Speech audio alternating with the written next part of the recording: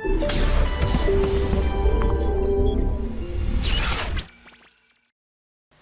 Morning to all students of Motion Education private limited. आज हम जा रहे हैं एक और चैप्टर लेना एनटीसी स्टेज 2 के अंदर, that is gender, religion and caste. Political science को ही हमने लगातार कंटिन्यू रखा है। पिछले जो भी लेसन्स हमने देखे हैं उसमें हमने पॉलिटिकल साइंस को कंटिन्यू रखा है और आज भी उसी सेक्शन को हम आगे लेके जाएंगे।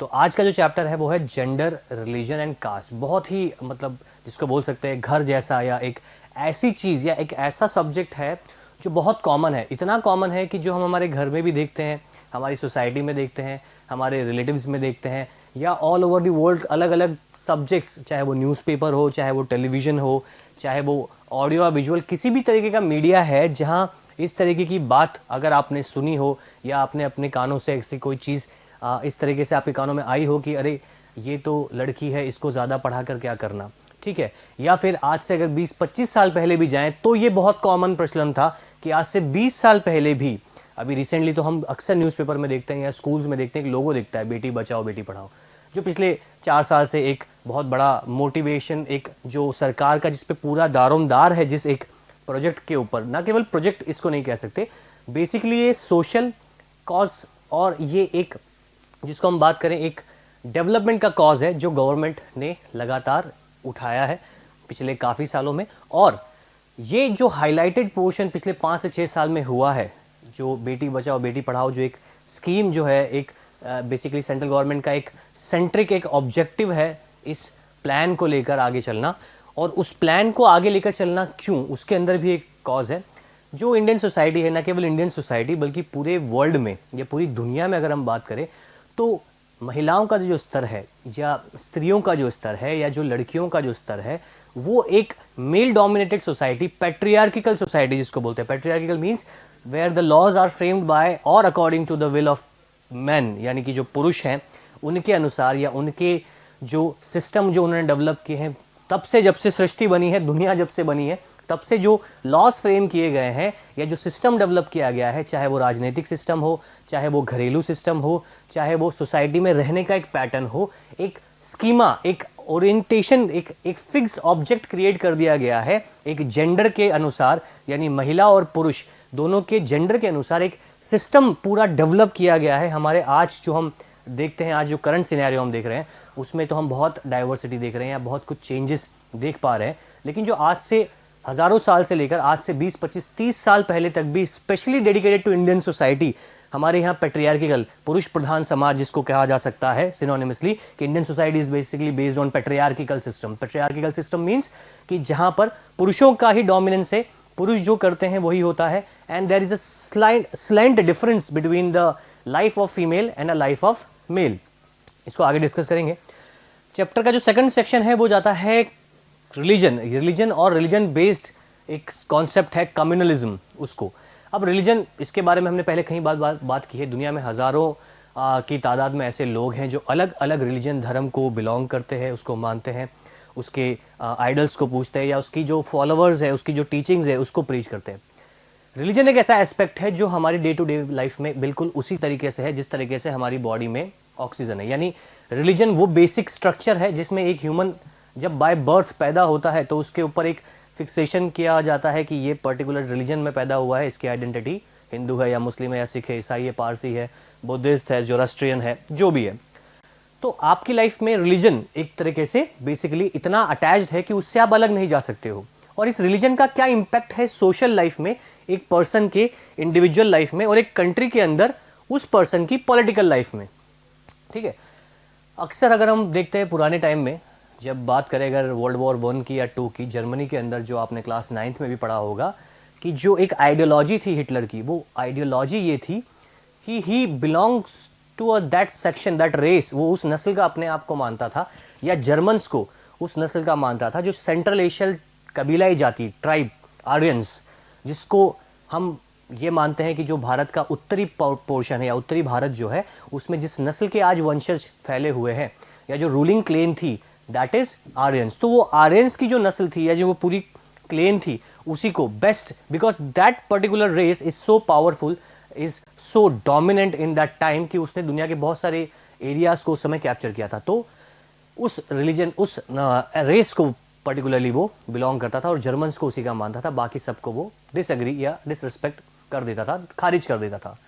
चाहे बात करें जूइस, जो आज इसराइल में बसे हुए हैं, दुनिया भर के जो जूइस या जूइस रिलीजन को मानने वाले जो लोग हैं वो आज इसराइल में सेंटर्ड है। उसका रीज़न यही है कि यूरोपियन कल्चर में उनको स्पेस नहीं मिल पाया, उनको प्लेस नहीं मिल पाया। बिल्कुल इसी तरीके से समझें जैसे कि हम बात करें कि इंडिया में जो रिलीजन माइनॉरिटी में है, हो सकता है वो रिलीजन कहीं और मेजॉरिटी में हो, लाइक बर्मा में या जापान में या चाइना में बुद्धिज्म को फॉलो किया जाता है, but Buddhism is in minority in India and majority में इंडिया में हिंदुइज्म है। Then second biggest minority is Muslim, then Sikh, then Buddh, then Zoroastrian, Jain, then Parsi and different section. But जब रिलीजन के साथ पॉलिटिक्स मिक्स हो जाती है, क्योंकि पॉलिटिकल साइंस पढ़ रहे हैं उसको हम इंडल्ज करेंगे, जब रिलीजन के साथ पॉलिटिकल साइंस मिक्स हो जाती है तो उसके कितने आउटकम्स डिजास्टर्स हो सकते हैं, खतरनाक हो सकते हैं, कॉम्युनल वायलेंस हो सकता है। श्रीलंका का एग्जाम्पल याद करें जो हमने पढ़ा था सिन्हालीज, या आप एग्जाम्पल याद कर सकते हैं जितने भी आज के करंट वर्ल्ड में इश्यूज चल रहे हैं, ठीक है, रिलीजियस, जैसे मैंने बताया था बर्मा, म्यांमार में रिसेंटली बुद्धिज्म को फॉस्टर करने के लिए रोहिंग्यास जो मुस्लिम माइनॉरिटीज़ हैं उनको वहाँ से निष्कासित किया गया, रेफ्यूजीज़ बनाया गया। आज भी वर्ल्ड में वो सारे इश्यूज चल रहे हैं जो इशू आज से हज़ारों साल पहले हम देखते हैं। तो ऐसा नहीं है कि topic is limited to only text book of NCERT. Basically this topic has a very wide area, इतना लार्ज एरिया है इन कॉन्सेप्ट्स का, इन टॉपिक्स का, कि जब आप पढ़ते हो क्लास 10th में तो आपको लगता है कि ये हमें क्यों पढ़ाया जा रहा है, इसका क्या रिलेशन है हमारे साथ। But when you surpass your all educational life and when you comes into a social life, जब आप अपनी social life में जाते हो, when you becomes an earner, आप जॉब करते हो, पैसा कमाते हो और आपकी social life शुरू होती है, तब आपको इन टॉपिक्स का जिक्र हर जगह देखने को मिलेगा, हर जगह आपको ये चीज़ देखी जाएगी।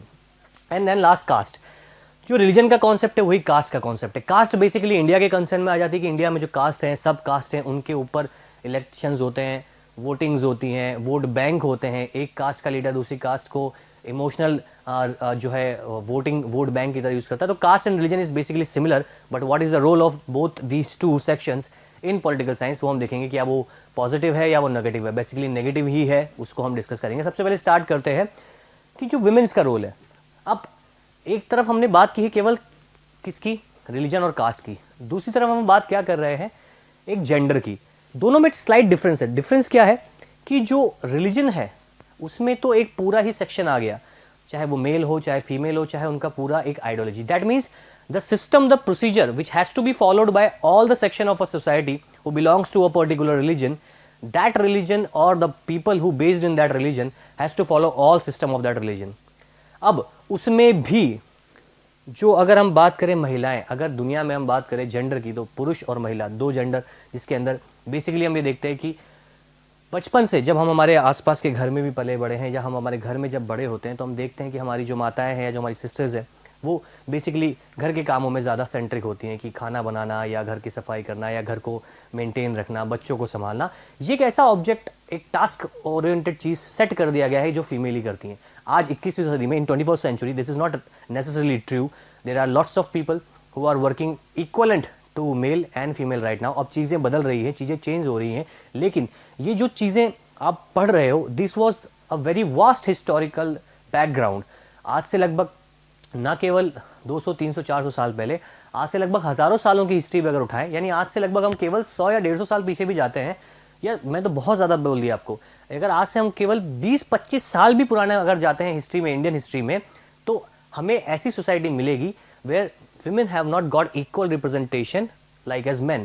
जो पुरुषों को फैसिलिटीज़ हैं या पुरुषों को जो रोल्स हैं महिलाओं के रोल से बहुत डिफरेंट है।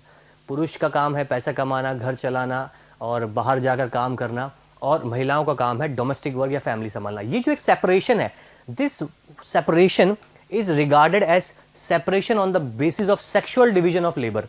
दैट मीन्स कि सेक्सुअल डिवीजन ऑफ लेबर क्या है, लेबर का सेक्सुअल डिवीजन क्या है, कि हमने काम को बांट दिया जेंडर के बेसिस पे। तो जैसा कि इसमें हम बात कर रहे हैं कि सेक्सुअल डिवीजन ऑफ लेबर, ये सबसे पहला बाइफिकेशन है जो महिला और पुरुष के आधार पे हो गया। तो सीधे सीधे क्वेश्चन कई बार आया था कि what do you understand by sexual division of labour. That means the division which was based on gender according to work, यानी काम जो आप कर रहे हो सोसाइटी में, that was based on sexual division of labour. Labour मतलब काम करने का टाइप बेस्ड ऑन जेंडर।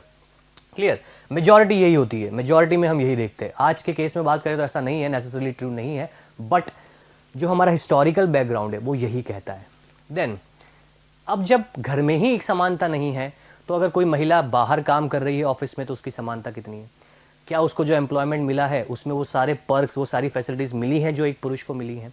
क्या उसके वेजेस कहीं same work, same time, same task के लिए कम तो नहीं है मेल से? ये एक सबसे बड़ा ऑब्जेक्ट इस चैप्टर के अंदर है कि इक्वालिटी, जेंडर में इक्वालिटी कैसे आप देखने को आपको मिलेगी। यानी कि अगर हम ये बात कर रहे हैं कि बचपन से ही जब एक बच्चा बड़ा होता है ना, जब एक लड़का बड़ा होता है, तो he is suppose to play with the toys which is basically belongs to a boy और a male, like car, truck, या फिर वो ट्रेन से खेलेगा, ऐसे ऑब्जेक्ट से जो कि मैनली हैं। बेसिकली लड़कियों को क्या सिखाया जाता है कि गुड़िया से खेलो, गुड्डों से खेलो। यहाँ पर मैंने एक वाइस वर्सा दिखाया, that is just because the that is not necessary कि एक लड़की ही उन चीज़ों से खेले जो सेट पैरामीटर कर दिए गए हैं। सो घर में रहना है, घर की चीज़ों से खेलना है, या लड़के को जो है कार से खेलना है, ट्रक से खेलना है, बाहर खेलना है, हार्ड गेम्स खेलने, उसको बॉक्सिंग करनी है, क्रिकेट खेलना है, और girls are not subjected to this sort of playing. तो जो सेक्सुअल डिवीजन है वो हम अपनी सोसाइटी में ही, घर में ही पहले कर देते हैं, बाहर तो वो बहुत बाद में आया है। That means we have created a whole system in our, basically in our home. हम हमारे घर से ही वो शुरू करते हैं, हमारी सोसाइटी, हमारे दिमाग से ही वो शुरू हो जाता है। ठीक है, नाउ अब सिमिलरली अगर हम बात करें रिलीजन, तो रिलीजन का भी वही एस्पेक्ट है कि जो रिलीजन में ये चीज़ जब विमेन के लिए इक्वल है, तो विमेन के लिए ये तो एक पैरामीटर हो ही गया कि उसके लिए डिवीजन पहले ही हो गया। Plus the different family laws जो डिफरेंट रिलीजन में हमारे यहाँ होते हैं, वो डिफरेंट फैमिली लॉज भी अलग अलग रूल एंड रेगुलेशंस महिलाओं के लिए बनाते हैं अंडर रिलीजन। ठीक है, तो पहला तो उनके ऊपर सेक्सुअल डिवीजन हो गया on the base of gender. Second, they are subjected to treat as their family laws, या फैमिली लॉज किसे कहते हैं उसको डिस्कस करेंगे। फैमिली लॉज किसी भी रिलीजन के अंदर अगर उस धर्म के जो मान्यताएं हैं या उसकी जो प्रथाएं हैं, वो एक तरीके का कानून, एक तरीके का लॉ है जो उस रिलीजियस व्यक्ति को मानना है। छोटे से मोटे समझ में एरिया में समझते हैं, जैसे हिंदूज जो है अपनी पूजा अर्चना करते हैं, अपने पैटर्न है, मुस्लिम के अपने पैटर्न हैं, मुस्लिम रिलीजन में अपने पैटर्न हैं भगवान को पूजने के, देन उनके अपने लॉज हैं, जो अपनी मान्यताएं हैं, कल्चरल रिचुअलिस्टिक जो पैटर्न है वो उनके सबके अलग अलग है, तो वो भी मानने हैं। तो women are also subjected to religion based biasness and also gender based biasness. तो ये जो बायसनेस है, जो भेदभावपूर्ण व्यवहार जो विमेन के दोनों ही सेक्शन में देखने को मिल रहा है, उसकी हम बात करेंगे। नाउ पूरी दुनिया में 21st सेंचुरी से ही हम बात करेंगे 1950, यानी आज अगर हम बात करें 1950 से लेके आज जो समय चल रहा है, नया डेवलपमेंट का समय है, तो आज लगभग 60 ईयर्स में क्या चेंजेस हुए हैं। लगभग 60 ईयर्स में, लास्ट के 20 से 25 ईयर्स में women has raise their voice, महिलाओं ने अपनी आवाज़ उठाई है। न केवल भारत में बल्कि दुनिया के हर हिस्से में महिलाओं ने अपनी आवाज़ उठाई है इक्वल राइट्स के लिए। जैसा मैंने बताया कि फैमिली लॉज या रिलीजियस बार्स भी होते हैं महिलाओं के ऊपर। अगर मुस्लिम रिलीजन में बात करें तो वहाँ उनके ऊपर अलग बंदिशें हैं। अगर हम बात करें भारतीय हिंदू समाज की, तो वहाँ महिलाओं पर अलग बंदिशें हैं। लाइक बात करें कि कुछ कुप्रथाएं जो बहुत सालों पहले हमारे सोशल रिफॉर्मर्स ने जिनके लिए आवाज़ उठाई थी, लाइक विडो रीमैरिज, विधवा महिलाओं का पुनर्विवाह कराना। कई बार ये जो विधवा महिलाएं बनती थी, ये भी बहुत अर्ली एज में बाल विवाह होने के कारण ही बन जाती थी। यानी जब वो अडल्ट भी नहीं हुई हैं, उसके पहले ही वो विधवा बन गई। Now she has to suppose live his whole life with a widow pattern. उसे एक विधवा प्रथा के अंदर ही रहना है, जो भारतीय समाज में हिंदू रिलीजन के अंदर एक प्रथा थी, जिसको कुप्रथा के तौर पे बाद में माना गया। तो कुछ रिचुअलिस्टिक बार्स जो हैं फैमिली के या रिलीजन के, वो भी सेट कर देते हैं महिलाओं के लिए पैरामीटर, जिससे उनका स्तर और नीचे जाता है। ये हर धर्म के अंदर है। तो यही बात हम कर रहे हैं कि महिलाओं को डबल बायसनेस का शिकार होना पड़ता है। Now social division of work, जैसा मैंने बताया कि इंडियन सोसाइटी में जो फैमिली है, जहाँ लड़कियों और जो लड़के हैं दोनों को अलग तरीके से रेज किया जाता है। Boys should be subjected to grow their family, उनको परिवार का वंशज माना जाता है। महिलाओं को ऐसा नहीं माना जाता है। लड़कियों को बोझ माना जाता है, उनकी स्टडीज़ को बोझ माना जाता है उनको, क्योंकि बिकॉज वो शादी करके कहीं और जाएंगी, वो घर में नहीं रहेंगी तो घर चलाएंगी नहीं, तो उनके लिए ज़्यादा एक्सपेंडिचर नहीं करना है। ये जो सिस्टम है, बेसिकली ये सिस्टम बना है हमारे 200, 300, 400 साल के पुराने एक रूढ़िवादी, एक बेसिकली जिसको हम बोल सकते हैं कि जो एक हमारा बहुत ही एक ऐसी सोच, पुरुष प्रधान समाज की एक ऐसी सोच जिसको हम पैट्रियार्किकल सोसाइटी कहते हैं, जहाँ विमेंस का स्तर पहले ही कम है, तो उनके जो राइट्स हैं, लाइक उनके एजुकेशनल राइट्स, उनकी पॉलिटिकल राइट्स, उनके सोशल राइट्स, इन्हें भी डिनाई कर दिया गया on the parameter of sexual division of labour. Clear? तो ये कनेक्टेड कॉन्सेप्ट है। यानी जब आप एनटीएससी स्टेज 2 में क्वेश्चन देखोगे, तो वहां आपसे क्वेश्चन डायरेक्ट ये नहीं पूछा जाएगा कि what do you understand by sexual division of labour. You have to suppose the crack the answer according to the statement. that sexual division of labor includes the denial of rights, social rights, political rights and economical rights to women, or the equal wages are denied to the women on the basis of sexual division of labor, and they are subjected to less wages or subjected to less time of work. तो basically conclusion deduct करना है किससे? Statement से. Now तो जो social environment create हो गया है, लाइक अर्बन एरियाज में poor women work as domestic helper. आप देखोगे कि बड़े शहरों में बच्चों पालने के लिए जहाँ हस्बैंड वाइफ बोथ वर्किंग होते हैं, आया रखी जाती है, या घर के काम करने के लिए बाईजी रखी जाती हैं, जो घर के जो साफ़ सफाई का काम है, खाना बनाना या जो भी ऑड जॉब्स हैं वो महिला करती है. वो अगर 10 घर में काम करके आ रही है तब जाके वो उतना पैसा कमा रही है जितना एक व्यक्ति एक पुरुष अपने सामान्य जो भी एक जॉब है छोटी मोटी उसके अंदर वो कमा पा रहा है. That means the work which is basically done by a female might be more harder than basically a male person, but जो सेक्सुअल डिवीजन है उसका इतना ज़्यादा इम्पैक्ट है कि महिलाओं के द्वारा किए गए कार्य की कीमत या उनको जो पैसा मिलता है वो बेसिकली कम मिलता है. ठीक है, ये डोमेस्टिक वर्क वाला तो हम देखते हैं जनरली एक पैटर्न सा ही है हमारे पूरे वर्ल्ड के अंदर. हम बात करें तो ये एक सिस्टमैटिक पैटर्न पूरा बन चुका है. नाउ अब इसके अंदर हम जो बात करते हैं नेक्स्ट वो है कि जो इक्वल राइट्स है, इक्वालिटी की जब बात आती तो महिलाओं को कहाँ कहाँ इक्वालिटी चाहिए. देखिए बहुत सिंपल सी बात है, इक्वालिटी किसी भी व्यक्ति को जिस प्रकार से हमने पढ़ा था सिन्हालीज या तमिल्स के कॉन्सेप्ट को, या हमने पढ़ा था बुद्ध या मुस्लिम के कॉन्सेप्ट को, या हमने पढ़ा था हिंदू मुस्लिम को, जिस तरीके से एक सोसाइटी एक सेक्शन इक्वल राइट्स की डिमांड कर रही है बेस्ड ऑन रिलीजन, क्या उसी प्रकार से एक जेंडर के अंदर भी इक्वल राइट्स नहीं होने चाहिए? अगर एक टास्क है, मान लीजिए एक खेत को खोद का तालाब बनाना है, उसके अंदर 500 मजदूर में से 250 महिलाएं 250 पुरुष हैं, दोनों का वर्क फोर्स इक्वल है, दोनों के वर्किंग आवर्स इक्वल है, तो दोनों के वेजेस में डिफरेंस क्यों? ठीक है, just because they are female and a society which is based that they might have done work less than male. हो सकता है मेल ने मक्कारी कर ली हो, मेल काम नहीं करने आया हो सकता है मेल जो है काम लेट करने आया हो, जल्दी चला जाता हो, खोदता भी कम होगा, जबकि महिलाएं बेचारी पूरे दिन काम कर रही हूँ. That is the equality of economic equality. पैसे की आज़ादी, पैसा या वर्क फोर्स या वेजेस जो उनको मिलते हैं. भारत सरकार ने 1976 में एक कानून बनाया था, equal remuneration act. Equal remuneration मतलब बराबर के वेजेस मिलने चाहिए. इक्वल रिम्यूनरेशन एक्ट महिलाओं को भी, अगर वो किसी भी प्रकार की लेबर सेंट्रिक इंडस्ट्री में काम कर रही है. Labour centric means what? Labour centric means जैसे मैंने बताया मनरेगास, आपको पता है महात्मा गांधी नेशनल रोजगार एम्प्लॉयमेंट गारंटी एक्ट जो है, इसके अंदर महिलाओं को ये सुनिश्चित कराया जाता है कि महिलाएं भी ग्रामीण क्षेत्रों में रोजगार के लिए जो पुअर है या निर्धन है उनको बराबरी का अधिकार मिले और वो उतना ही वेजेस उनको मिले जितने पुरुष को मिलते हैं, क्योंकि सेम टाइम ऑफ जॉब के लिए या सिमिलर टाइप ऑफ जॉब के लिए one has to be get similar amount of wages what a person is get on the basis of gender. Clear? Now इसी के साथ हम जो बात कर रहे हैं वो है जेंडर इक्वालिटी. ये मलाला यूसुफजई का एक इमेज है. अब आप जानते हैं कि मलाला यूसुफजई जो है ये एक पाकिस्तानी लड़की थी और इन्हें कैप्चर कर लिया गया था तालिबानी टेररिस्ट के द्वारा और इनको ले जाया गया था अफगानिस्तान और वहाँ पर इनको टॉर्चर किया गया था. बाद में ये वहाँ से भाग कर निकल के आई. आज मलाला यूसुफजई जो हैं ये दुनिया में एक जेंडर इक्वालिटी की एक आइकन है. इनकी एजुकेशन कंप्लीट कराई गई, यूनाइटेड नेशंस की तरफ से इनको ब्रांड एम्बेसडर बनाया गया है.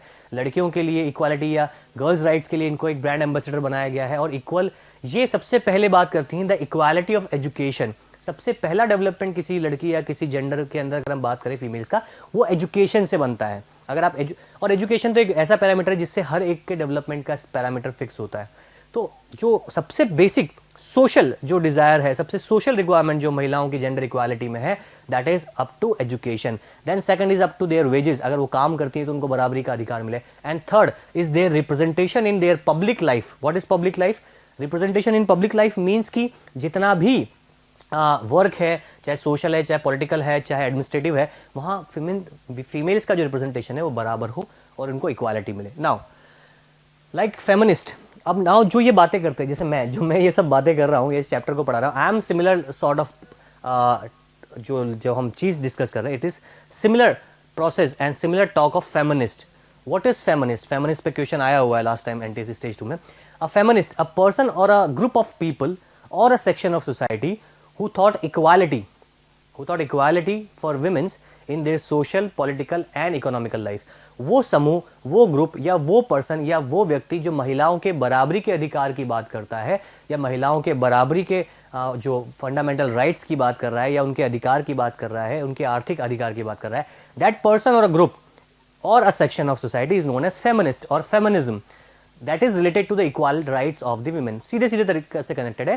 फेमिनिस्ट वो कॉन्सेप्ट है, वो व्यक्ति, अगर आप कहेंगे कि सपोज करें गौरव झाला सर फेमिनिस्ट हैं, that means Gaurav Jhala sir will basically talk about the equality for the womens, यानी लड़कियों के बराबरी के अधिकार के लिए वो बात करते हैं। तो फेमिनिस्ट का मतलब यही हो गया।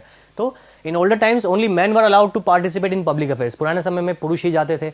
इवन आज भी आप देखोगे इंडिया के आज भी गाँव के या ग्रामीण क्षेत्रों में आज भी इतनी रिजिडनेस है कि महिलाएं जो है अपने कल्चर को फॉलो करने के लिए पुरुषों के साथ नहीं चलती हैं, थोड़ा पीछे चलती हैं, या फंक्शंस में जाती हैं तो घूंघट लेके जाती हैं। अलग अलग कल्चर अलग अलग जगह पे होता है, वो उनका कल्चर भी है, ठीक है। या बराबरी की लड़ाई में कभी भी आगे होकर नहीं लड़ पाती हैं, यानी आज भी वो सिस्टम कहीं ना कहीं है। बट जो न्यू जनरेशन है, जो नई जनरेशन आ रही है, उसमें लड़कियों के एजुकेशन के लिए अब लोगों में अवेयरनेस आ रही है। फीमेल इन्फेंटिसाइड, भ्रूण हत्या ना, आज का एक कॉन्सेप्ट है, हजारों साल पहले की कुप्रथा है कि लड़कियों को एज अ बर्डन, ऐसा मानते हैं कि इकोनॉमिक बर्डन है, लड़की हो गई तो हमारा परिवार तो चलाएगी नहीं, कमा के लाएगी नहीं, तो शादी होकर चली जाएगी। So why we should pay money on that particular girl child, तो उसको पढ़ाओ मत। हाँ, जब तक छोटी है तब तक घर के काम कराओ, जब तक शादी लायक होगी तो शादी करके भेज देंगे, तो घर के काम या डोमेस्टिक वर्क में उसको ठोक दो। Even in rural areas a single girl can do as much as work which is not performed by a male। यानी घर का खाना भी बनाएगी, खेतों में काम भी करेगी, घास भी काट के लाएगी, जानवरों को भी चराएंगी। यानी गांव में तो इतना ज़्यादा फिजिकल वर्क है फीमेल का जितना शहर में तो एक्सेप्ट आप नहीं कर सकते। Clear. Demands for equal rights of all sphere in life of womens is raise all over the world, और दुनिया में इन चीज़ों को समझा गया। देयर वर एजिटेशंस, दुनिया में आंदोलन हुए महिलाओं के इक्वल राइट्स के लिए। प्लस महिलाओं को ये सब तो मिल ही नहीं रहा है, उनको उल्टा मिल क्या रहा है, डोमेस्टिक वायलेंस उनको मिल रहा है। दैट मीन्स महिलाओं के साथ घरेलू हिंसा। डोमेस्टिक वायलेंस एक ऐसा एस्पेक्ट है जो भी किससे जुड़ा हुआ है, पुरुष प्रधान समाज से जुड़ा हुआ है। यानी female are subjected to beaten, यानी उनको अगर वो नहीं सुनती है तो उनकी मार पिटाई करो घर में, जो नेचुरल है, जिसको हम ये मान के चलते हैं नेचुरल है। अगर आज एक पर्सन है, अगर मैं हूँ, अगर मुझे कोई व्यक्ति मारता है तो मैं उसके खिलाफ केस करूंगा या मैं उसके खिलाफ कोई एक्शन लूंगा या पुलिस में जाऊंगा। बट वही चीज़ अगर आप घर पे करते हो, किसी फीमेल के साथ करते हो, अपने घर के अंदर की किसी फीमेल के साथ करते हो, that is not subject to any issue, क्योंकि वो एक पैटर्न है कि हाँ पुरुष है, पुरुष तो अपनी घर में अपनी महिलाओं या बीवियों या बच्चों या अपनी बहनों को कंट्रोल करने के लिए उसको हाथ उठा ही सकता है। तो डोमेस्टिक वायलेंस जब किस बिल्कुल गलत फेज में पहुंच गया, जब it is taken as a form of bribery, जो हम बात करते हैं डाउरी या दहेज, उसके फॉर्म में जब ये पहुंच गया, तब उसके लिए डोमेस्टिक वायलेंस महिलाओं पे किया जाने लगा। तो ये एक ऐसा फैक्टर है जिससे पूरा वर्ल्ड घिरा हुआ है, कोई भी वर्ल्ड अछूता नहीं है। तो कहीं ना कहीं domestic violence, not getting equal rights in the society, not getting equal wages, या सारा जो चीज़ है वो महिलाओं के जेंडर इनइक्वालिटी का कॉज बन जाता है। These agitations demanded enhancing the political and legal status of women and improving their educational and career opportunities. That particular section is known as feminism। तो ये जो पूरा सेक्शन है ये फेमिनिज्म से जुड़ा है और फेमिनिज्म के पैटर्न से जुड़ा हुआ है। ठीक है। तो जब महिलाओं ने इक्वल डिमांड्स की हैं, उनकी राइट्स की बात की है, या उनके प्रॉपर एक पूरा जिसको हम सिस्टम की बात कर रहे हैं उसकी बात की है, तो आज के केस में अगर बात करें, आज कितना बदलाव हुआ है। अगर हम ना केवल भारत की बात करें या पूरी दुनिया की बात करें, पूरे विश्व की बात करें, तो भारत में अभी से नहीं, बहुत सालों पहले से महिलाएं लॉयर्स भी हैं, महिलाएं डॉक्टर्स भी हैं, मैनेजर्स हैं, कॉलेज यूनिवर्सिटीज़ में प्रोफेसर हैं, वो हर वो क्षेत्र शेयर कर रही हैं जहां पुरुष इक्वालिटी से काम कर रहा है। But the difference is their numbers. लेकिन डिफरेंस कहाँ है, उनका काउंट, उनका नंबर बहुत लिमिटेड है। That means in public life, यानी कि अगर हम बात करें in public life, there is very less representation of females. ठीक है, उनका रिप्रेजेंटेशन लेस है। That is not because they are not deserving, कि वो डिजर्विंग नहीं है, but that is the system which is developed bye societal arrangement. जो सामाजिक हमारा एक क्षेत्र अधिकार है जिसमें पुरुषों को सुप्रियोरिटी दी गई है या महिलाओं को लेस सुप्रियोरिटी दी गई है। जैसे आपने फ्रेंच रिवॉल्यूशन में पढ़ा होगा, जहां पर ये दिया गया था कि फ्रेंच रिवॉल्यूशन से पहले even in Europe females are treated as minor, female minor treat की जाती थी, फीमेल्स को इक्वल राइट्स नहीं थे। इवन दुनिया का सबसे पहला देश जिसने महिलाओं को राइट टू वोट दिया, it is New Zealand, not in Europe, not any European country और any Asian country, it is New Zealand जहां 1956 में जो है महिलाओं को फर्स्ट टाइम पर चुनी हुई सरकार में वोट डालने का अधिकार दिया गया, इवन यूरोप में भी नहीं दिया गया था। फ्रांस जिसने अधिकारों की आज़ादी की लड़ाई लड़ी, फ्रेंच रिवॉल्यूशन जो हम पढ़ते हैं, which is basically related to liberty of people, equal rights of the people, वहाँ भी महिलाओं को पैसिव सिटीजन्स के रूप में देखा गया जिनको वोटिंग में इंक्लूड नहीं किया जा सकता था। They are basically treated as the domestic work और फॉर डोमेस्टिक लाइफ। नाउ अब इसका एक हम कंट्रोवर्शियल तो हम नहीं कहेंगे, इसका एक कॉन्ट्राडिक्टरी पार्ट देखते हैं। दुनिया के ही हिस्सों में कुछ ऐसे देश भी हैं जहां पर महिलाओं का रिप्रेजेंटेशन पब्लिक लाइफ में बहुत ज़्यादा है। इंडिया में भी है, बट जो महिलाओं का रिप्रेजेंटेशन सबसे ज़्यादा पब्लिक लाइफ, यानी कि वो घर भी संभाल रही हैं, वो काम भी कर रही हैं, वो बच्चों को भी टेक केयर कर रही हैं, वो हायर पोस्ट पर भी हैं, even they are on higher post in political system also. तो स्कैंडिनेवियन कंट्रीज क्या होती हैं? Scandinavian countries, basically Scandinavian countries बोला जाता है नॉर्डिक कंट्रीज को। नॉर्डिक कंट्रीज कौन सी होती हैं? नॉर्डिक कंट्रीज बेसिकली जो आपका यूरोप है, यूरोप की अगर हम बात करें कि यूरोपियन कंट्रीज में जो कंट्रीज यहाँ पर हैं इस जगह पर, फिनलैंड, स्वीडन, डेनमार्क, ठीक है, ये Norway, Finland, Sweden, Denmark, Iceland, Ireland, ये वो कंट्रीज़ हैं जो बिल्कुल यहाँ पर 60 डिग्री लैटिट्यूड्स नॉर्दर्न साइड पर आती हैं, बिल्कुल यूरोप के भी ऊपर थोड़ा सा यहाँ से अलग से एंगल। तो स्कैंडिनेवियन कंट्रीज जो है स्वीडन, नॉर्वे, फिनलैंड, दो इसका पॉइंट ये है कि पॉपुलेशन यहाँ कम है, but still the role of women is equivalent to the male. यहाँ पर महिलाओं का प्रॉपर रिप्रेजेंटेशन है पूरी तरीके से, चाहे वो पब्लिक लाइफ हो, चाहे पॉलिटिक्स हो, चाहे इकोनॉमिक्स हो, चाहे कोई भी क्षेत्र हो, वहाँ पर महिलाओं का पूरी तरीके से बराबरी का पार्टिसिपेशन है। ये एक टेली हम देखते हैं, एक टेबल जो हम देखते हैं, एक डेटाबेस है, बेसिकली इससे हमें आइडिया लगेगा। World's best countries for women, वो देश जहाँ महिलाओं का स्तर बहुत अच्छा है, या महिलाओं का पार्टिसिपेशन कह सकते हैं कि पुरुषों से भी ज़्यादा है, ठीक है। कहीं ना कहीं सोसाइटिकल अरेंजमेंट है, कहीं ना कहीं सोसाइटिकल सिस्टम है जिसकी वजह से ही ये चीज़ है, ठीक है। तो स्वीडन, जैसा मैंने बोला स्वीडन, वहाँ पर महिलाओं का रिप्रेजेंटेशन पूर्ण तरीके से पूरी पब्लिक लाइफ में, चाहे वो जॉब कर रही हैं, चाहे स्कूल टीचर्स हैं, चाहे लॉयर्स हैं, चाहे एडमिनिस्ट्रेटिव सर्विसेज में, either they are bureaucrats, anything, you will find female on equal positions in everywhere, every sphere of the work in these countries. Sweden, Denmark, Netherland जिसको डच बोलते हैं, Norway and Canada, ये वो पहली 4 countries जो basically related to Nordic countries, जो बिल्कुल 60 degree latitudes north में है, और ये सारी कंट्रीज छोटी कंट्रीज हैं, डेवलप्ड कंट्रीज हैं, ह्यूमन डेवलपमेंट बहुत ज़्यादा है यहाँ का। Finland, Switzerland, New Zealand, France, Germany, Luxembourg, Australia. So you can see the representation of female in the public life. Public life में जो पॉलिटिकल स्फेयर है, और इसका एक बहुत अच्छा एग्जाम्पल भी मैं देने वाला हूँ इस स्लाइड के बाद में, कि क्यों ऐसा है या इसका रीज़न क्या है। चलिए देखते हैं। अगर इन महिला को आप अगर पहचान पाएँ तो ये रिसेंटली न्यूज़ में रही हैं, बहुत ज़्यादा इनकी बात हुई है। शी बिलोंग्स टू फिनलैंड, ये फिनलैंड को बिलोंग करती हैं, जो हमने अभी जस्ट आगे देखा था फिनलैंड हमारा, ये फिनलैंड को बिलोंग करती हैं, फिनलैंड जो नॉर्डिक कंट्री है, and she is the youngest prime minister of Finland. ये फिनलैंड की यंगेस्ट प्राइम मिनिस्टर हैं। पहले ये फिनलैंड के ही कैबिनेट के अंदर ट्रांसपोर्टेशन मिनिस्टर थी, और she has the youngest female prime minister of all time, आज तक के इतिहास के। After the democracies has been established in all over the world, she is the youngest prime minister, और फिनलैंड की प्राइम मिनिस्टर बनी है सैना मरीन। तो सैना मरीन जो है, ये एक एग्जांपल आप देख सकते हो कि प्राइम मिनिस्ट्रल पोस्ट के, ऐसा नहीं कि इंडिया में नहीं, आप बोलोगे सर इंडिया में तो इंदिरा गांधी थी, बात वही है कि जो रेशो है वो है 120 करोड़ से 1 का, बात वो नहीं है। यहाँ वो रेशो हमने देखा है कितना है, 99%, यानी दैट मीन्स इक्वली, और बल्कि मोर, ज़्यादा है, ठीक है। तो ऐसा नहीं कि आप कहोगे सर इंडिया में भी तो है, तो वो तो मैं भी आपको बता दूंगा कि इंडिया में कितना है अभी, वो मैंने आपको जस्ट दिखाने, मुझे पता था ये आएगा, तो मैंने उसके लिए अपना बेस तैयार किया हुआ है।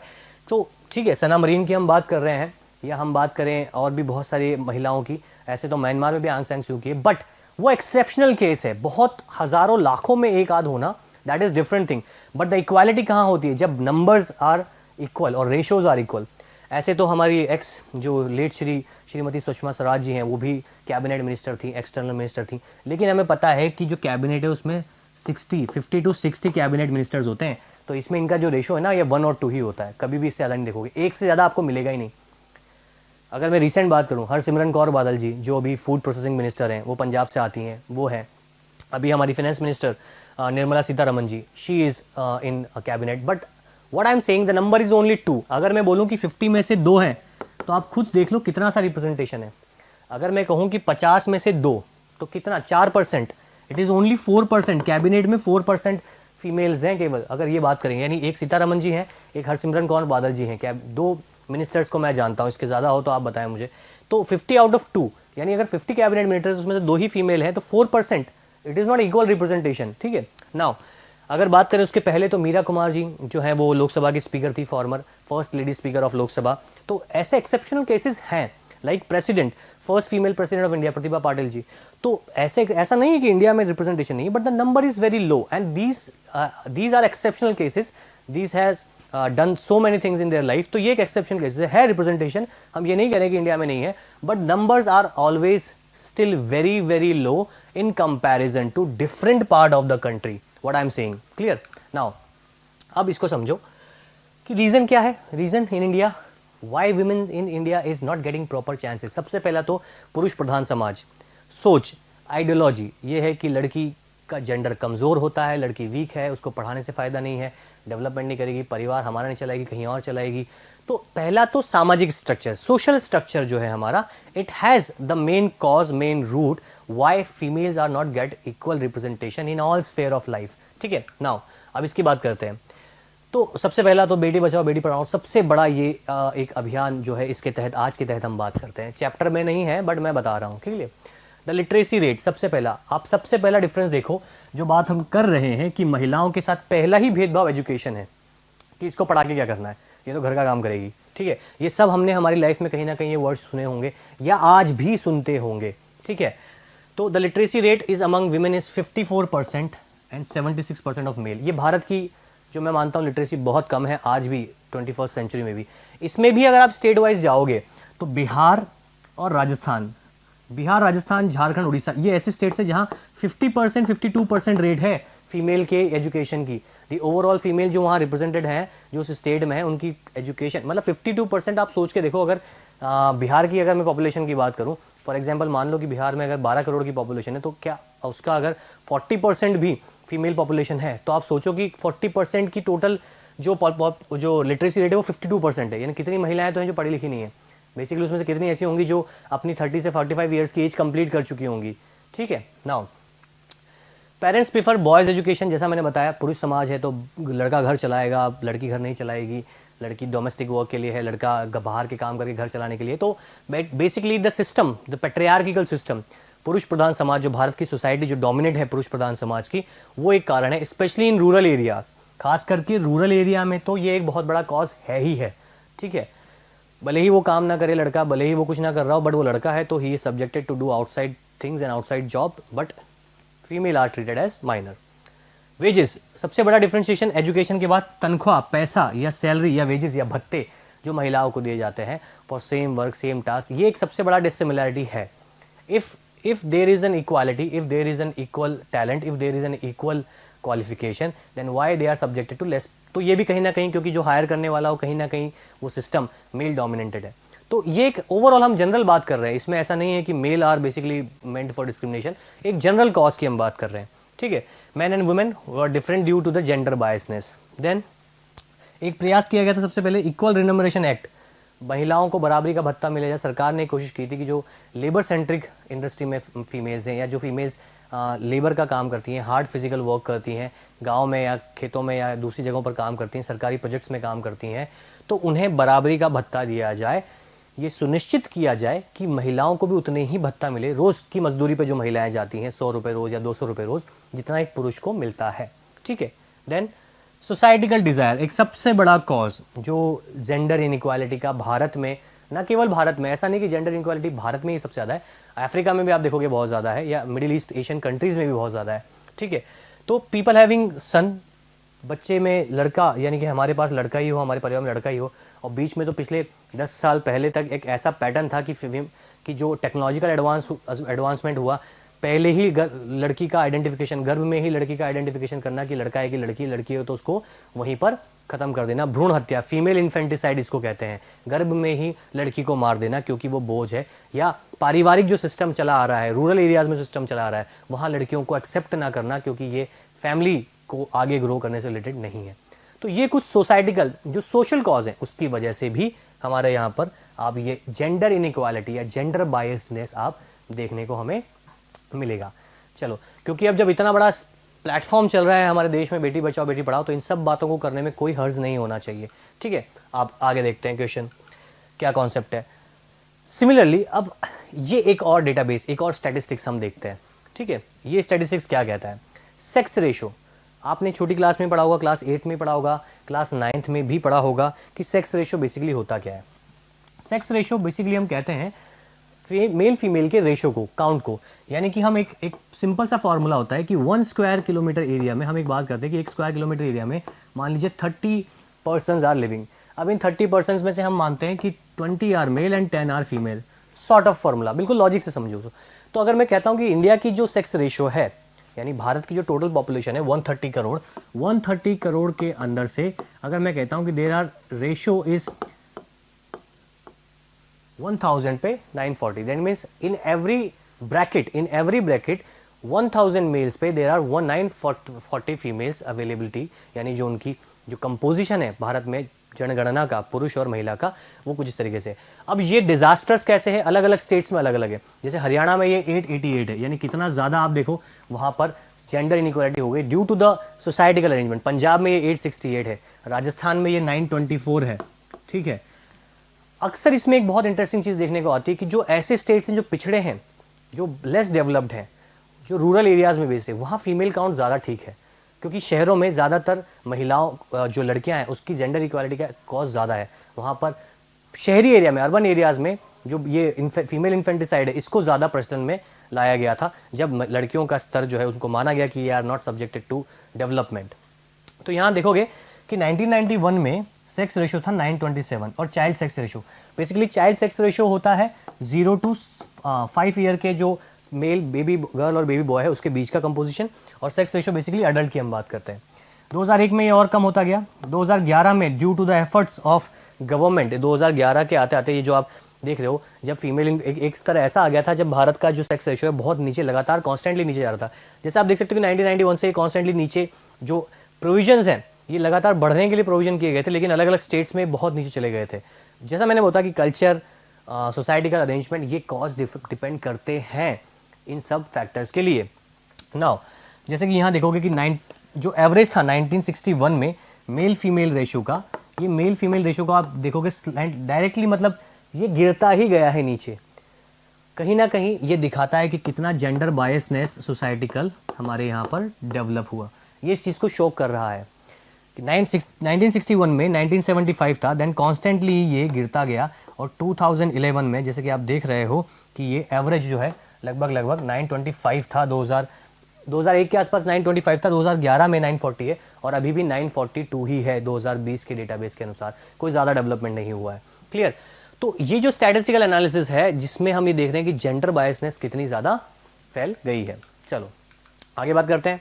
अब ये जैसा मैं बता रहा था कि 1960 से आप देखोगे, अगेन इस पैरामीटर से आप देखो तो इन फिगर से आपको समझ में आएगा कि फीमेल्स के स्टैंडर्ड में या फीमेल्स के प्रति जो सोसाइटिकल जो एक व्यू है वो किस तरीके से उनके पैदा ही नहीं होने दिया गया, उनको गर्भ में ही मार दिया गया। फीमेल इन्फेंटिसाइड क्लास 8 में भी है, 9th में भी है। ये वो कॉज है सबसे बड़ा due to the societical ideology कि महिलाओं को या लड़कियों को ना आने दें, उनको एज अ बोझ माना जाता है। तो ये एक सबसे बड़ा जो आप एग्जाम्पल देख रहे हो, sex ratio 0 to 6 and overall sex ratio is represented by a red line and the violet line shows the sex ratio of 0 to 6। तो आप क्या देख रहे हो कि 0 to 6 वालों को, बच्चियों को ही तो मारा जा रहा है, उन्हीं का तो सेक्स रेशियो नीचे जा रहा है। जो एवरेज जो एडल्ट है वो तो अब पैदा होने के बाद थोड़ी ना गला घोट के मार देगा, लेकिन पैदा नहीं होने से पहले मारना आसान है। तो ये सबसे बड़ा हमारे देश का दुर्भाग्य है कि लड़कियों को, और आज भी हम ये चीज़ देखते हैं कि कहीं ना कहीं न्यूज़पेपर में या किसी ना किसी सेक्शन में आप देखोगे कि बेसिकली न्यूज़पेपर में आपने देखा होगा कई बार जो लड़कियां होती हैं, जो न्यू बॉर्न बेबीज़ होती हैं, उनको छोड़ जाते हैं, फेंक जाते हैं। तो आज भी सोसाइटिकल वो अरेंजमेंट, वो थॉट अभी भी प्रोसेस लोगों के दिमाग में है। नाउ जो नेक्स्ट इसमें हम बात करेंगे वुमेन का रोल पॉलिटिक्स में। तो अभी तक जैसे मैंने लास्ट टाइम भी बताया कि जो रोल है फिनलैंड या स्कैंडिनेवियन कंट्रीज़ में ज़्यादा है। अब ये बार जो है बुक का आपको यहाँ पर एक चीज़ शो कर रहा है कि women in national parliaments in different regions of the world. National parliament यानी देश की सरकार चलाने में महिलाओं का जो एक प्रतिशत है वो कितना है। मैंने अभी बताया कि 50 out of 2 अभी जो कैबिनेट है, हरसिमरत कौर बादल जी और निर्मला सीतारमण जी 2 ही कैबिनेट मिनिस्टर हैं अभी ठीक है, बाकी सब मेल हैं, तो 4% रिप्रेजेंटेशन है हमारा, ठीक है। अब उसी चीज़ को आप देखिए कि जो इंडिया के लिए हम बात कर रहे हैं, नॉर्डिक कंट्रीज जो हमने बात की थी, फिनलैंड, डेनमार्क, नॉर्वे, स्वीडन, वहाँ कितना ज़्यादा है, 40%, लगभग 40% रिप्रेजेंटेशन है। दिस रेशो इज इन 14%, ठीक है। और जबकि अभी हमारा करंट कैबिनेट का जो कंपोजिशन है ना, वो 4% है, ठीक है। हाँ, एमएलए एमपी बहुत है, मेंबर ऑफ पार्लियामेंट बहुत सारी महिलाएं हैं। मैं कैबिनेट मिनिस्टर्स की बात कर रहा हूँ, जो सरकार में है, मिनिस्टर्स के पोस्ट पे हैं, मैं उनकी बात कर रहा हूँ। उसके बाद अमेरिका में आप देखें, यूरोप में आप रिप्रेजेंटेशन देखें, सब अफ्रीकन कंट्रीज़ में, देन एशिया में, देन पैसिफिक मतलब ऑस्ट्रेलिया, न्यूजीलैंड की साइड में जो पैसिफिक कंट्रीज़ हैं, then south Asia, Indonesia, Malaysia, China, Vietnam, और इंडिया का देखें 8%। यानी कि जो बेसिकली वर्ल्ड एवरेज, ये वर्ल्ड एवरेज अभी नया हो चुका है, ये गलत काउंट है, वर्ल्ड एवरेज अभी 24 हो चुका है, ठीक है, महिलाओं का पूरे वर्ल्ड में। बेसिकली ये डेटाबेस क्योंकि पुराना है एनसीईआरटी का, तो इसमें वही दिया हुआ है, तो 24। तो इंडिया का जो एवरेज है ये भी अब 8.3 से 14.56% अभी करंट जो लोकसभा का रिप्रेजेंटेशन है महिलाओं का, जितनी महिलाएं लोकसभा की सीट जीत के पार्लियामेंट में बैठी हुई हैं उनकी बात कर रहा हूँ, कैबिनेट मिनिस्टर्स की बात नहीं कर रहा हूँ, तो उसमें 14% है। स्टिल ये 24% से पीछे है, यानी जो हमारा एवरेज है, देश का जो एवरेज है, जो हमारा पॉपुलर रिप्रेजेंटेशन है, वो वर्ल्ड के एवरेज से भी पीछे है, ठीक है भाई। अरेबियन कंट्रीज़ में तो आप जानते ही हो, मुस्लिम कंट्रीज़ है, तो वहाँ तो वैसे ही बहुत ज़्यादा स्ट्रिक्ट फैमिली सिस्टम है, फैमिली लॉज है। मुस्लिम रिलीजन के अंदर या मुस्लिम कंट्रीज़ के अंदर वैसे ही स्ट्रिक्टनेस है, महिलाओं को इक्वालिटी के राइट्स वैसे ही बहुत कम है। मैंने एक एग्जांपल दिया था, सऊदी अरेबिया में महिलाओं को ड्राइवर या ड्राइविंग के राइट्स अभी रिसेंटली 2017 में ही दिए गए हैं, ठीक है, कि महिलाएं भी कैब ड्राइवर की जॉब कर सकती है। 2017 में वहाँ पर ये चीज़ दी गई है। तो ये डायग्राम से भी हम देख सकते हैं कि जो ये क्वेश्चन आया है लास्ट टाइम एनटीसी स्टेज 1 में भी 2 में भी, कि वर्ल्ड एवरेज का जो पॉलिटिकल रिप्रेजेंटेशन है फीमेल का, उससे भारत का एवरेज कम है या ज़्यादा है। तो ध्यान रखना, आगे क्वेश्चन भी सॉल्व करेंगे इसके बेस पे, ठीक है। तो basically in India the proportion of women in legislature is very लो, यानी बहुत कम है महिलाओं का रिप्रेजेंटेशन, ठीक है। In India the percentage of elected women members, यानी इलेक्टेड वुमेन मेंबर्स जो हैं उनका लोकसभा में करंट परसेंट है 14.36, यानी कि 545 सीट में से लगभग आप मान के चलें कि लगभग 20 to 30 सीट्स महिलाओं के पास है, लगभग मैं कह रहा हूँ, ठीक है। Their share is in the state assemblies is very less, और स्टेट असेंबली में तो और कम है, यानी स्टेट्स असेंबली में तो महिलाएं विधायक या मेंबर ऑफ लेजिस्लेटिव असेंबली का चुनाव जीत ही नहीं पाती है।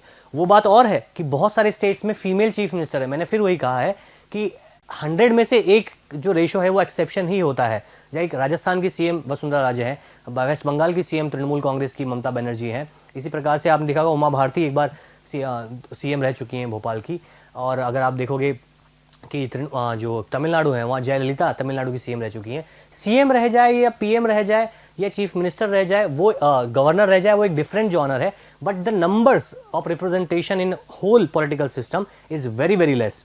क्लियर? तो ये एक चीज़ हमने यहाँ पर देखी। अब कैसे इसको हम स्ट्रेंथन कर सकते हैं भाई? अगर पुरुष नहीं चाहता, पुरुष अगर चाहता ही नहीं है कि महिलाओं को बराबरी से अधिकार मिले या बराबरी का काम करने का अधिकार मिले या उनका बराबरी से रिप्रेजेंटेशन मिले पार्लियामेंट में, तो प्रोविजन क्या बना सकते हैं भाई? इच्छा से तो चाहते नहीं, तो हो सकता है कोई लॉ ही पास कर दें, पर वो भी पुरुष पास होने नहीं देना चाहते लोकसभा में। भाई अब क्या करें, पुरुष तो पुरुष है ना। तो by providing reservations in political system, ठीक है, हमने देखा था कि 3rd ईयर ऑफ गवर्नेंस में जो लोकल सेल्फ गवर्नमेंट है या जो आपकी पंचायती राज म्यूनसिपालिटीज़ है, उसमें हमने देखा है कि महिलाओं को आरक्षण दिया गया है 1/3 सीट का, ठीक है। 1/3 seats in panchayat and municipality is reserved for females, और इसी वजह से आज गाँव में, ग्रामीण क्षेत्रों में महिलाओं का जो योगदान हो चुका है पॉलिटिकल सिस्टम के अंदर, वो लगभग 10 लाख महिलाएं कहीं ना कहीं डायरेक्ट और indirect administrations under in political system is grown, तो वो बढ़ चुका है, कहीं ना कहीं वो सिस्टम ऊपर आ चुका है। लेकिन लोकसभा और विधानसभा में अभी तक ये सिस्टम डेवलप नहीं हुआ है। अब इसका कारण अगेन, क्योंकि एक बिल पेंडिंग पड़ा हुआ है पार्लियामेंट में पास करने के लिए, जिसमें महिलाओं के आरक्षण का प्रोविजन दिया गया है। लगभग 10 साल से ये बिल पेंडिंग ही पड़ा है पार्लियामेंट में, उस पर काम ही नहीं हो रहा है कि महिलाओं के लिए भी सीट रिजर्व कर दो। कहाँ पर? पार्लियामेंट में। पता नहीं क्या सोच के बैठे हैं जो भी पुरुष वहाँ बैठे हैं, उनको लगता होगा कि क्या पता यहाँ पर भी ये आगे आ जाएंगे तो हम तो फिर यहाँ भी कुछ नहीं कर पाएंगे। तो जो भी है, जोक्स अपार्ट, कि जो एक बिल है 10 साल से, एक डिकेड से लगभग पेंडिंग पड़ा हुआ है, जिसमें प्रोविजन लाया गया है कि लोकसभा में भी 1/3 सीट्स रिजर्व कर दी जाए फीमेल्स के लिए, बट वो अभी तक पास नहीं हुआ है. But we are suggesting a major over here that it should enhance the participation of women in to the politics. Clear now. तो ये तो एक बात हुई हमारी. तो वुमेन एम्पावरमेंट जैसे हमने बात की थी for basically women empower through the Panchayati Raj institutions, ये एक सिमिलर पैटर्न था, एक सिमिलर सिस्टम था जिसमें हमने चीज़ देखी. नाउ अब बात करते हैं हमारे नेक्स्ट कॉन्सेप्ट की, रिलीजन, कम्युनलिज्म एंड कास्ट. अब रिलीजन, कम्युनलिज्म एंड कास्ट ये कैसे रिलेटेड है? अरे बहुत आसान है, बहुत सिंपल से समझो. एक रैली हो रही है, एक नेताजी आए, उन्होंने सोचा कि भाई मैं एक अपनी कम्युनिटी को बिलोंग करता हूँ, मैं चाहता हूँ कि मेरी कम्युनिटी के लोग मुझे वोट दें. ठीक है, मान लो कि मैं हूँ गौरव सर है, उन्होंने सोचा कि भाई वो एक पर्टिकुलर कास्ट के अंदर एक कम्युनिटी को बिलोंग करते हैं, एक कास्ट को बिलोंग करते हैं. तो मैं अपने एरिया में गया, मैंने देखा कि यहाँ पर मेरी ही कास्ट के लोग 50 से 60% हैं. तो मैं अब क्या कर रहा हूँ, मैं वहाँ जाकर वोट की अपील कर रहा हूँ, वोट चाहता हूँ, लोगों का सपोर्ट चाहता हूँ, जाति के आधार पर उनको बोल रहा हूँ कि अपनी जाति को आगे लाऊंगा, अपनी जाति का बढ़ावा करूँगा, अपनी जाति के लिए डेवलपमेंट करूँगा. अगर उनकी इस भाषा में जातिगत ही टर्म्स बार बार आ रही हैं तो आप समझ लीजिए he is mixing the politics with the caste based politics और रिलीजियस बेस्ड पॉलिटिक्स. ठीक है, अपनी जाति का चिन्ह लेना या अपने रिलीजन का चिन्ह लेना, सेक्रेड चिन्ह जो पवित्र चिन्ह है, उसके नाम पर लोगों से वोट मांगना, उसके लिए ही वोट करना. अगर ये सारे सिस्टम आप देख रहे हो, दैट मीन्स दैट पर्सन और that system is involving politics into the caste and religion and basically it has widen the gap. वो बढ़ा रहा है, खाई बढ़ा रहा है जातियों के बीच में, धर्मों के बीच में, और ज़्यादा वो गैप बना रहा है जिससे और ज़्यादा वायलेंस या और ज़्यादा मैसेकर या और ज़्यादा टसल पैदा हो सकती है एक ही देश के लोगों के बीच में. Clear. Mahatma Gandhi once said that कि never mix religion with politics. उन्होंने ऐसा कहा था. And religion never can be separated from politics, कि ना तो धर्म को आप जाति से धर्म को आप पूरी तरीके से पॉलिटिक्स से हटा सकते हो, ना ही आप पॉलिटिकल सिस्टम, ना ही आप धर्म में से पॉलिटिकल सिस्टम के सिस्टम को हटा सकते हो. Basically religion can never be separated from religion. ठीक है, कभी नहीं कर सकते, क्योंकि कहीं ना कहीं वो एक सिस्टम है, वो एक पैटर्न डेवलप हो चुका है. हम हमारे कॉमन कॉज के लिए लड़ने जाएंगे, ये हमारा कम्युनलिज्म हो जाता है. समझ रहे हो. अगर मैं ये कहूँ कि मैं अपनी ही जाति या अपने ही धर्म के लोगों को बढ़ाऊंगा और मेरे लिए मेरे ही रिलीजन के सोशल, इकोनॉमिक और पॉलिटिकल इम्पैक्ट्स इंपॉर्टेंट है, मैं किसी और के साथ रह ही नहीं सकता. और अगर वो फिर माइनॉरिटी में है, अगर सेकंड कम्युनिटी, और मैं मेजोरिटी में हूँ, तब तो ये सिन्हालाज वाला केस हो गया बिल्कुल, कि सिन्हालाज ने जिस तरीके से पॉलिटिक्स को मिक्स किया था मेजोरिटी ने माइनॉरिटी के साथ, and it leads to destruction. और वही हर जगह होता है. ब्लैक लाइव मैटर्स अभी हमने रिसेंटली देखा था कि अमेरिका में एक इंसिडेंस हुआ था. आज भी नस्लीय जातिगत हिंसा इक्वालिटी के लिए वहाँ चली गई. एक अंग्रेज अफसर के द्वारा एक ब्लैक पर्सन की जो मौत हुई, चाहे वो एक्सीडेंटल हुई, चाहे वो इंसिडेंटल हुई, जो भी हुआ, लेकिन उससे फिर एक आउटरीच बना कि कहीं ना कहीं आज भी वो चीज़ें थमी नहीं हैं जो पहले से डेवलप हो चुकी हैं. Then most violence are in the world appear due to religion. दुनिया में जितने भी वायलेंस होते हैं, मैक्सिमम 90% ह्यूमन राइट्स वाली जो रिपोर्ट होती है या मानव अधिकारों की जो रिपोर्ट होती है, उसमें यही सामने आता है, कहीं ना कहीं वो रिलीजन और कास्ट बेस्ड कॉन्फ्लिक्ट्स ही हैं. कभी भी ऐसा नहीं है कि एक कार जा रही है, उस पर पत्थर मार दिया, क्यों? क्योंकि मुझे कार पसंद थी और वो कार कोई और चला रहा था और वायलेंस हो गया. ऐसा नहीं होता है. कहीं ना कहीं जितना भी वर्ल्ड में मैसेकर हुआ है, चाहे आप जूइस की बात कर लो, चाहे आप ऑटोमन एम्पायर में ग्रीक्स को मारा गया, ऑटोमन टर्किश एम्पायर द्वारा जो यूरोपियन नस्ल के लोगों को मारा गया, धर्म को बढ़ावा देना, कास्ट को बढ़ावा देना और उसके बेस पे पॉलिटिक्स करना, ये है जेंडर के साथ, जेंडर तो हमने बात करी, ये है रिलीजन के साथ caste and communalism based politics करना. नाउ फैमिली लॉज, जैसा मैंने एक बार पहले ही बताया था कि फैमिली लॉज क्या है. फैमिली लॉज वो, जैसे कि हिंदू धर्म में हिंदू धर्म की मान्यता के अनुसार महिलाओं को रहना या पुरुषों को रहना, ठीक है, या मुस्लिम धर्म के अनुसार महिलाओं को रहना, पुरुषों को रहना, या अपने नियम कायदे कानून मानना. फैमिली लॉज बेसिकली आज की देन नहीं है. फैमिली लॉज 18 से 19 सेंचुरी की देन है, जब ब्रिटिशर्स इंडिया में आए थे. एंड जब ब्रिटिशर्स इतने फैल गए थे कि हमें ये लगा कि हमारा सिस्टम या हमारे जो मेथड्स हैं वो ख़त्म ना हो जाए, तो हमने हमारे एडमिनिस्ट्रेशन के लिए हमारे लॉज बनाए, जैसे हिंदू लॉज, मुस्लिम लॉज, क्रिश्चियन लॉज. तो उसके साथ तब तक कोई जुडिशरी का पैटर्न नहीं था, तब तक कोई सिविल कोड का पैटर्न नहीं डेवलप हुआ था भारत में. तो एक जो सिस्टमैटिक अरेंजमेंट था सोसाइटी में रहने का, that should be followed by family laws. वो फैमिली लॉज के थ्रू ही चल रहे थे. ठीक है, वैसे ही हमारी समाज चलता था. ठीक है, तो उसी चीज़ को धीरे धीरे धीरे हम नए समाज के साथ हमने बदला नहीं, बल्कि उसी को हम ढोते चले गए, तो वो डिजास्टर्स होता गया लोगों के लिए. तो family laws basically are deal with, जैसे कि मैरिज हो गया, मैरिज से रिलेटेड जो जैसे सिस्टम होता है, बहुत आसानी से समझो. हिंदू धर्म में अलग तरीके से शादियाँ होती है, मुस्लिम रिलीजन में अलग पैटर्न से शादी होती है, तब सबका अपना पैटर्न है. तो वो जो पैटर्न है, वो जो उनके रिचुअलिस्टिक कल्चर हैं, जो उनका जो अपना एक खुद का सिस्टमैटिक एक पूरा अरेंजमेंट है वो फैमिली लॉस कहा जाता है, जो रिलीजन बेस्ड और कास्ट बेस्ड सिस्टम से बना है। Clear? Now ideas and values drawn from different religions can perhaps should play a role in politics। हो सकता है पॉलिटिक्स को बेटर करने के लिए किसी रिलीजन के अंदर जो सबसे बेस्ट चीज़ें हैं, उसके जो सिस्टम्स हैं, उनको हम अडॉप्ट कर सकते हैं, लेकिन अक्सर ऐसा होता नहीं है, क्योंकि हमेशा होता क्या है, हमेशा पॉलिटिकल जो चीज़ें हैं, पॉलिटिकल के अंदर रिलीजन जब मिक्स किया जाता है तो हमेशा सेपरेशन के लिए ही किया जाता है। इंडिया और पाकिस्तान का एग्जांपल आप देख सकते हो, धर्म के आधार पर एक बड़े देश को 3 टुकड़ों में बांट दिया गया। पाकिस्तान, ईस्ट पाकिस्तान, जो आज बांग्लादेश है उसे ईस्ट पाकिस्तान कहा जाता था, जो बंगाल से ही निकाला गया है। क्लियर? तो एक देश का टुकड़ा हुआ, जान मान का हज़ारों लोगों का नुकसान हुआ, हज़ार लोगों के घर चले गए, हज़ार लोग अपनी ज़मीन से बेघर हो गए। वायलेंस, कम्युनलिज्म, रिलीजन के साथ कम्युनलिज्म जब मिक्स होता है तो इसी तरीके का आउटकम हमेशा आपको देखने को मिलेगा। Now People should be able to express in politics their needs, interests and demands as a member of religious community। आप जब किसी पॉलिटिकल ग्रुप में शामिल होते हो तो आप अपने धर्म की चीज़ें या उसके रिक्वायरमेंट या अपनी माइनॉरिटी को डेवलप करने के नीड्स, रिक्वायरमेंट, सारी एसेंशियल चीज़ें आप बता सकते हो, बट उनके बेसिस पे मेजॉरिटी से या दूसरे सेक्शन से कंपेयर कर कर खुद को ऊपर रखना और अपने ही मेजर्स के लिए काम करना is basically seen as communalism. When you are centric to a particular identity, when you are centric to a particular section of the society and only can thought of the development of that particular society, उसी जाति धर्म संप्रदाय की तरक्की के लिए सोचो या उसके अलावा बाकी सभी चीज़ों को आप नेगलेक्ट कर दो, तो that is again is not a point of equality and it is known as communalism and religionism। ठीक है? Now समटाइम्स जो पॉलिटिकल लोग होते हैं, जो पावर में होते हैं, और जब ऐसे ही किसी एक रिलीजन या जातीय धर्म के ऊपर वो चले जाते हैं तो वो अपने लोगों को इसी प्रकार से और ज़्यादा बरगलाते हैं और पॉलिटिक्स के साथ कास्ट या रिलीजन को मिक्स करते हैं। Those who had political power should sometimes be able to regulate the practice of religion so as to prevent discrimination and oppression। लेकिन इसका आप सही इस्तेमाल भी कर सकते हो, जैसे गांधी जी ने किया या हम बात करते हैं जवाहरलाल नेहरू ने किया। कई बार आप हायर पोजीशन पर रह के अपनी कास्ट या अपनी रिलीजन से लोगों के वेलफेयर के भी काम कर सकते हो। These political acts are not wrong as they are treat every religion equally. तो कई बार ये गलत नहीं होता है, लेकिन maximum of the time religion is mix with politics, it leads to destruction. Now जैसे हम यहाँ देख रहे हैं, कम्युनलिज्म बेसिकली कम्युनिटी या कम्युनिटी कोई भी हो सकती है, रिलीजन बेस्ड हो सकता है, कास्ट बेस्ड हो सकता है। Communal politics is based on the idea that religion is the principal basis. पहली बात तो कम्युनलिज्म ड्राइव ही किससे हुआ है? वो ड्राइव हुआ है रिलीजन से। यानी मैं अगर हिंदू हूँ तो मैं अब हिंदू ही मान्यताओं को मानूंगा, इसके अलावा दुनिया में जो रिलीजन है, जो प्रैक्टिस है, सब बेकार है, मेरा रिलीजन सुपीरियर है, उसके अलावा और कुछ नहीं। Clear? Communalism involves thinking along the following lines, the followers of particular religion must belong to one community. अगर मैं हूँ और मेरे से जो है वही मेरा संसार है, वही मेरी दुनिया है। Then and any their social and common interest are different from the other religion. और हमारे जो सोशल, इकोनॉमिकल और पॉलिटिकल राइट्स हैं वो अलग हैं, हमारा सिस्टम ही अलग है। हम तो अगर एक दूसरे देश में भी हैं तो भी अपने ही मेथड से चलेंगे। We are not particularly derived from the same concept.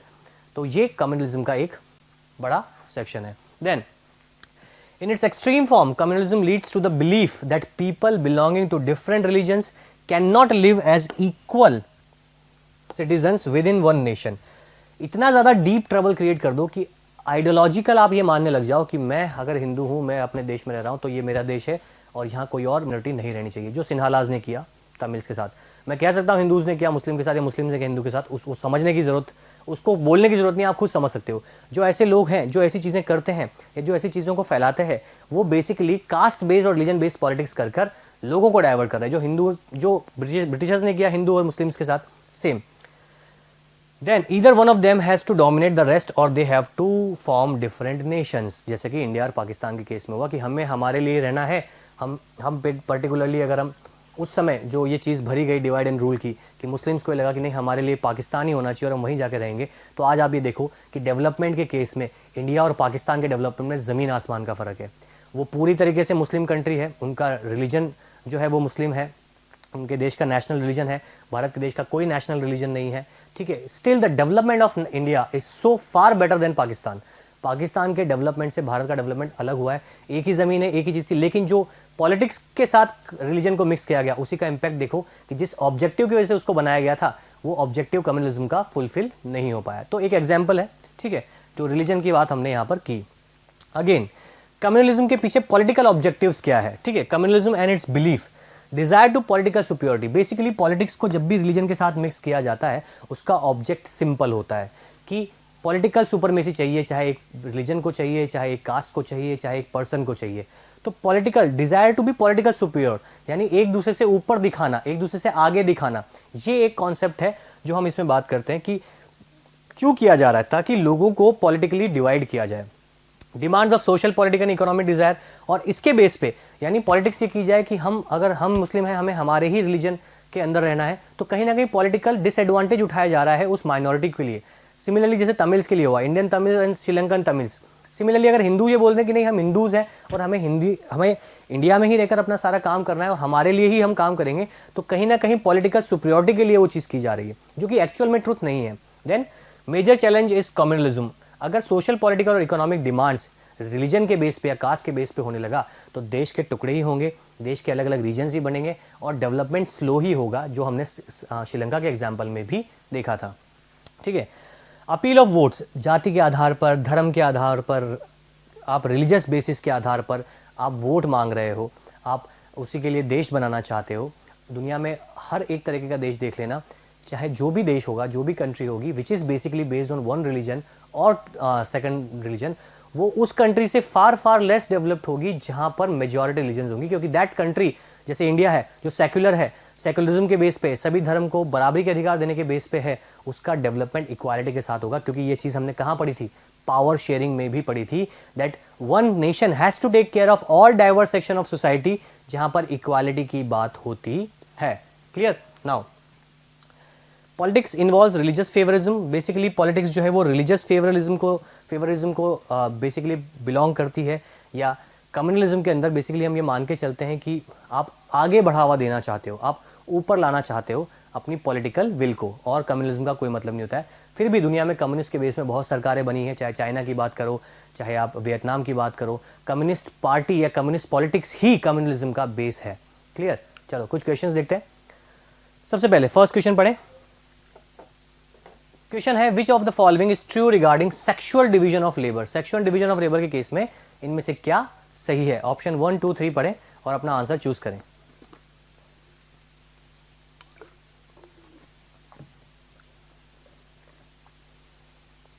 First question, which of the following is based on sexual division of labour? पहला ऑप्शन है it is based on the societical parameter and patriarchal system. सामाजिक जो हमारा arrangement है उसके basis पे, और patriarchal system, पुरुष प्रधान समाज की वजह से ये डेवलप हुआ है sexual division. In India females are suppose to do domestic job. इस सिस्टम के अंदर ऐसा माना जाता है कि महिलाओं को ज़्यादातर घरेलू काम करने चाहिए या घर से संबंधित काम ही करने चाहिए। Question number 3, in recent times demands for equality has been raised by different organisation. Equality के लिए अलग अलग सेक्शन के जो लोग हैं उन्होंने डिमांड रेज की है इस सेक्सुअल डिवीजन के लिए। तो इसमें से कौन सा ऑप्शन सही होना चाहिए? यहाँ मैं एक ऑप्शन बना देता हूँ, ऑल ऑफ दीज, क्योंकि ऑप्शन नहीं लिखा हुआ है। तो इसमें आंसर आना चाहिए कि फर्स्ट एंड सेकंड जो है वो सही है। देखो वहाँ पूछा गया है सेक्सुअल डिवीजन ऑफ लेबर, तो इसमें क्या है, it is based on the societical parameter and patriarchal system, वो सही है। In India females are suppose to do domestic job, जो उसी का सेक्सुअल डिवीजन ऑफ लेबर का ही पार्ट है। In recent times demands for equality has been raised by different organisation, ये स्टेटमेंट इसके साथ रिलेटेड नहीं है। देखो स्टेज 2 में आपको सीधे डायरेक्ट टू आंसर नहीं आएगा, मैं हमेशा ये चीज़ बोल रहा हूँ। तो आपको लॉजिकल डिडक्शन करना पड़ेगा कि which statement is the most appropriate इनमें से कौन सा है, लॉजिकल स्टेटमेंट कौन सा है जो मोस्ट अप्रोप्रिएट है, जो सबसे ज़्यादा सूट करता है। अगर आपको ऑप्शंस में से सेलेक्ट करना है तो उस पॉइंट ऑफ व्यू से मैंने इस क्वेश्चन को पूछा। नेक्स्ट क्वेश्चन देखते हैं। Under feminist movements in the world which of the following statement is not correct. Feminist movement या फेमिनिस्ट से जुड़े हुए कॉन्सेप्ट में इनमें से कौन से स्टेटमेंट सही नहीं है? पहला, demands of the equal political and social rights has been raised in feminism. Feminism में सामाजिक और आर्थिक जो राइट्स हैं महिलाओं के उनको उठाया गया। Women should get equal wages for their work is one of such demand. महिलाओं को उनके लिए जो वर्क वो करती हैं, जो काम वो करती है उसके लिए इक्वल वेजेस मिले, ये इसका एक पार्ट है, इसमें से एक है फेमिनिज्म में से। Feminism is related with religious rules for women. महिलाओं के लिए जो रिलीजियस नियम बनाने हैं उससे रिलेटेड है। आपसे पूछा गया है नॉट करेक्ट स्टेटमेंट, इस चीज़ को ध्यान रखना। अक्सर क्या है, हम जब क्वेश्चन पढ़ते हैं नॉट करेक्ट पढ़ तो लेते हैं, लेकिन करेक्ट वाले जब सीक्वेंस में मिलते हैं तो हम उसको पेयर बना के आंसर लगा देते हैं, वो नहीं करना है। ठीक है। Feminism is related with religious rules for women, only political rights are related with it, या इससे केवल पॉलिटिकल राइट ही रिलेटेड हैं, ठीक है। तो बेसिकली यहाँ पर है कि feminism is related with religious rules for women, ये इसका सबसे एप्रोप्रिएट आंसर है। C is the most appropriate answer. Now आगे बात करते हैं क्वेश्चन, ये क्वेश्चन है, इसको पेयर करेंगे। अ person who believes in equal rights and opportunities for women and main, उसको क्या कहा जाता है? एक ऐसा व्यक्ति जो महिला और पुरुष दोनों के लिए बराबरी से अधिकार मांगे, उसे हम क्या कहते हैं, ठीक है।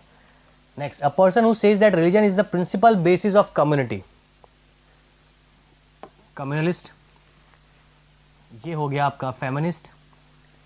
अ person who thinks that caste is a principal basis of community, जो कास्ट को प्रिंसिपल बेस माने कम्युनिटी का, जो हमारा जातिगत आधार है, तो कास्टिस्ट।